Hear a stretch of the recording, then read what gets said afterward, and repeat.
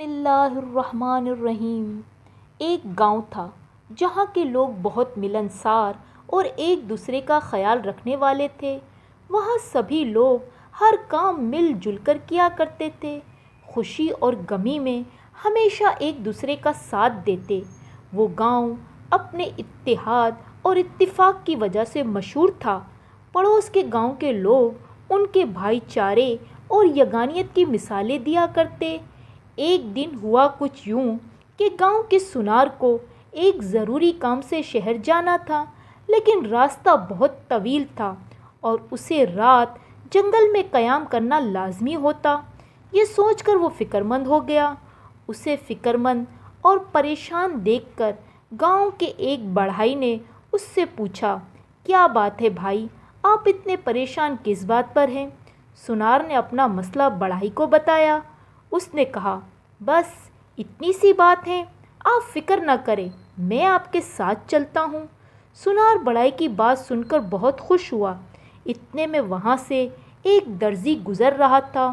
اس نے ان کی بات سن کر کہا، شہر تو مجھے بھی ایک ضروری کام سے جانا تھا، لیکن اکیلے ہونے اور جنگل میں قیام کے ڈر سے ارادہ بدل لیتا۔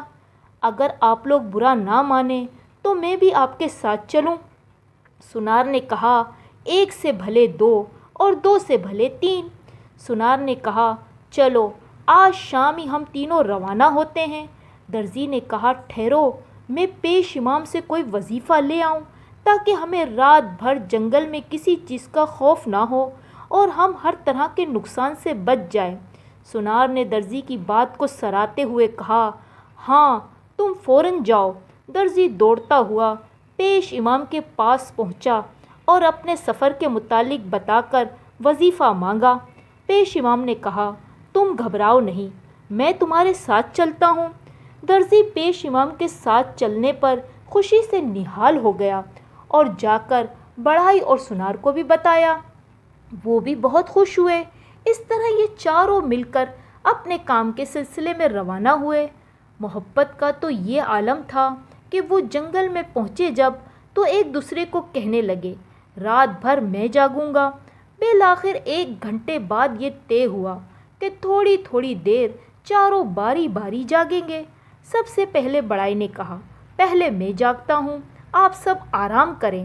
سب نے اس بات پر اتفاق کیا۔ سب آرام کرنے چلے گئے۔ بڑھائی بیٹھ بیٹھ کر تھک گیا۔ وہاں کچھ لکڑیاں پڑی تھیں۔ بڑھائی نے اپنا وقت گزارنے کے لیے ان لکڑیوں سے ایک گڑیا بنائی جو کہ بہت خوبصورت تھی۔ اتنے میں درزی نیند سے بیدار ہوا اور بڑھائی سے کہا، بھائی اب تم آرام کرو، میں جاگ رہا ہوں۔ اس کے کہنے پر بڑھائی آرام کرنے چلا گیا۔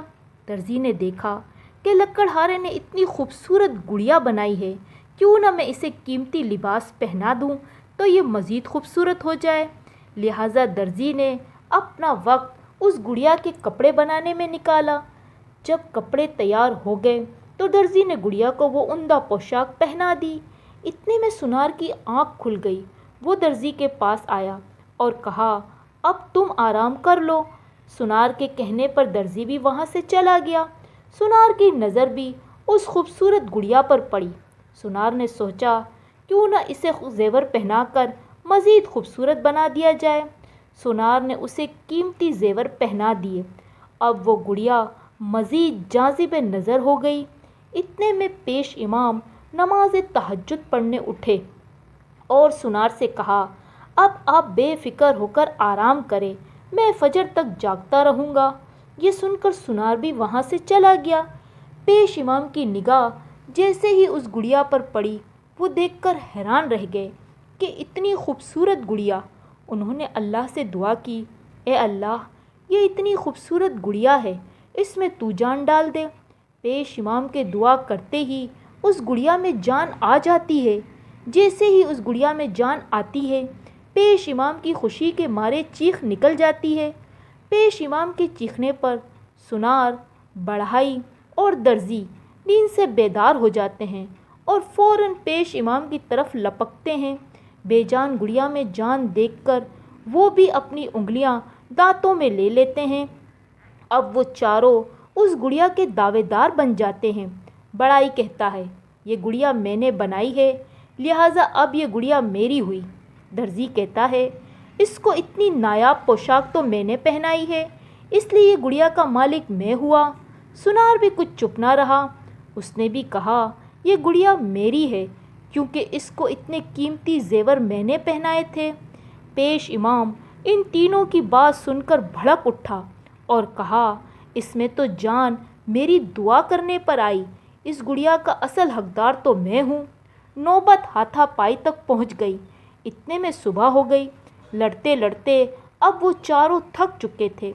इतने में पेश इमाम ने कहा, चलो इस बात का फ़ैसला हम बादशाह सलामत से करवाते हैं, वो बेहतर फ़ैसला करेंगे। चारों उस बात पर रजामंद हो गए।